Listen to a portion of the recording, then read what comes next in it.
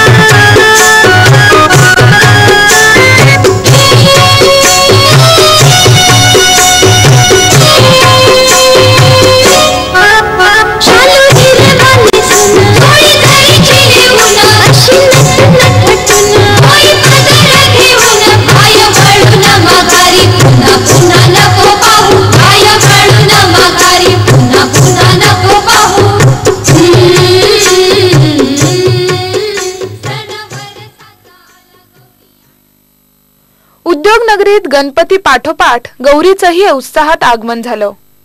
गौरींना पारंपरिक पद्धतीने साडी नेसवून त्यांच्या मुखवट्यांना हळदी कुंकू वाहून सजवण्यात आले होते। विविध अलंकारांनीही त्यांना नटविण्यात आले होते। गौराईच्या पुढ्यात विविध प्रकारची फळे आणि फराळाचे पदार्थ मांडून ठेवले जातात आणि माठाची भाजी, तांदळाच्या भाकरीचाही नैवेद्य दाखविला जातो। गौराई बरोबर घरातील सुवासिनी नऊवारी साड्या नेसून गौराईचं मोठ्या उत्साहात स्वागत करतात। तिची मनोभावे पूजा अर्चा करून कुटुंबाच्या मांगल्यासाठी लहान थोरांसाठी आशीर्वाद